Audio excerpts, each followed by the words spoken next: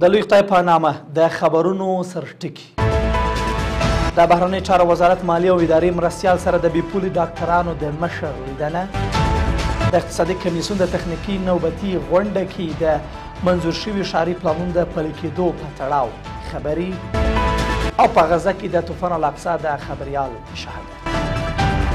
د لوی او مهربانه خدای په سپېڅلي نامه درنو لیدونکو سلام. د نن ورځ خبرونو ته ښه راغلاست. نن سه شنبه د 2024 کال د هغوی 23مه نیټه ده. زه عزیزي یم. دا هم بشپړ خبرونه. د بهرنیو چارو وزارت مالیې او ادارې مرستیال ډاکټر محمد نعیم د افغانستان لپاره د بې پولې ډاکټرانو له مشر میکل لوپا سره په کتنه کې د روغتیایي خدمتونو پر پراختیا او د راستن شویو کډوالو لپاره د لازم اسانتیاو په برابرولو خبرې کړې دي. په دې کتنه کې ښاغلي لوپا د مور او ماشوم روغتیا د روغتیایي کادرونو د ظرفیت لوړونې برخو کې له افغانستان سره د همکارۍ ډاډ ورکړی دی. دغه راز ښاغلي نعیم د یادې ټولنې بشري مرستې ستایلي او زیاته کړې ده چې اسلامي امارات روغتیایي سکتور ته جدي پاملرنه کړې ده.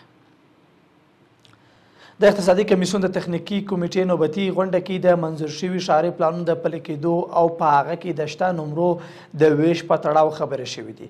دې غونډه کې د کونړ ولایت د سرکانو ولسوالۍ د سکندره سیمې د نفرایټو کان د استخراج په تړون هم بحث شوی او د وروستۍ پریکړې په موخه اقتصادي کمیسیون ته راجع شوی دی.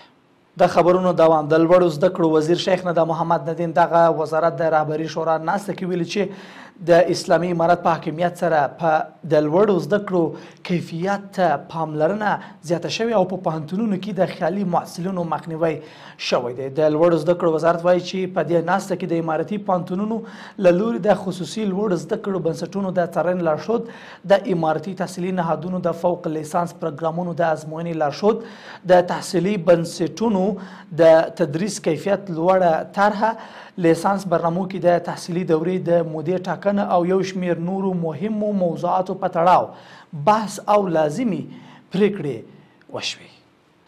وروستی خبر. د الجزیرې د راپور پر بنسټ د خان یونس ښار د ناصر روغتون کې د صهیونیستي رژیم په بریدونو کې فلسطیني خبریال حسن اصلح شهید شوی دی. د راپورونو پر اساس دغه خبریال چې د ترور پر ناکامه هڅه کې ټپي شوی و له تېرې یوې میاشتې راهیسې د یاد روغتون د سوځېدنې څانګې کې بستر و. حسن اصلح هغه خبریال و چې 2023 کال د اکتوبر 9 یعنې طوفان الاقصی عملیات خبري پوښښ ورکړی و. د غزې د رسنیز مرکز اعلان کړی چې حسن اصلح په شهادت سره په غزې کې د خبریالانو د شهادت شمیر 215 تنو ته ورسید.